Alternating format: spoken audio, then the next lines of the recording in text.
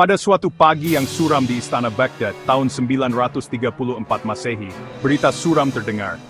Khalifah Al-Kahir Billah telah digulingkan. Abul Abbas Muhammad bin Ja'far, putra dari Al-Muqtadir Billah, dipanggil ke istana. Ia adalah seorang pemuda cerdas yang merupakan keturunan Bani Abbas. Tak terbayangkan, ia harus naik tahta khilafah di masa yang mencekam ini. Para wazir dan panglima Turki telah jengah dengan kebijakan represif Al-Kahir, hingga diputuskan mengangkat seseorang yang lebih lembut dan dapat disetir, dan pilihan mereka jatuh pada Muhammad, yang kemudian dikenal sebagai Ar-Radhi Billah. Ar-Radhi mewarisi sebuah tahta Abbasiyah yang tak lagi berjaya. Wilayah kekuasaan Abbasiyah hanya tersisa bayangannya. Banyak dinasti lokal seperti Samaniyah di Persia, mulai bertindak sebagai penguasa otonom. Di Mesir, dinasti Ikhshidiyah telah tumbuh kuat. Wilayah Afrika Utara tak lagi tunduk pada Baghdad. Lebih dari itu, kekacauan internal istana semakin parah. Ibu kota telah menjadi arena pertempuran antara kelompok militer, birokrat, dan faksi keagamaan.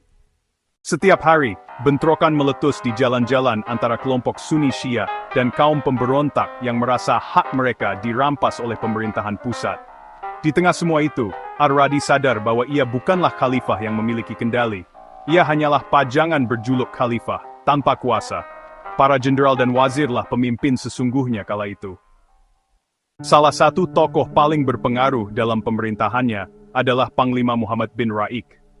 Untuk meredakan perselisihan yang semakin tak terkendali, Ar-Radhi mengambil langkah yang tak pernah dilakukan oleh para pendahulunya, yakni membuat jabatan baru yang disebut Amirul Umaro, dan Ibnu Raiklah yang dipilihnya. Ketergantungan Ar-Radhi atas para panglima militer tidak menyelesaikan masalah.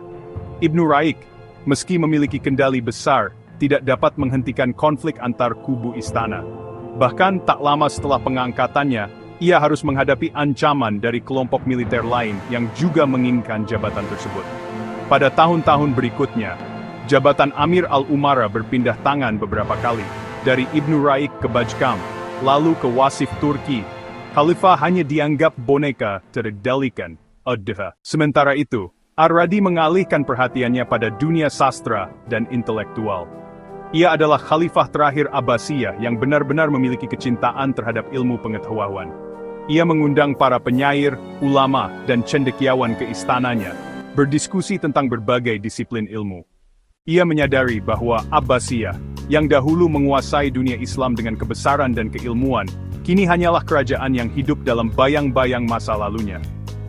Tahun-tahun berlalu, dan kesehatan Ar-Radhi semakin memburuk. Tekanan politik, kekacauan di Baghdad, dan kenyataan bahwa ia hanyalah khalifah tanpa kuasa membuat tubuhnya melemah.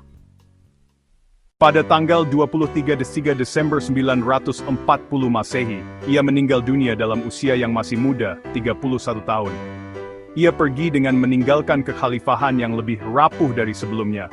Al-Muttaqi Billah akan menghadapi nasib yang sama, berada di bawah cengkraman para jenderal.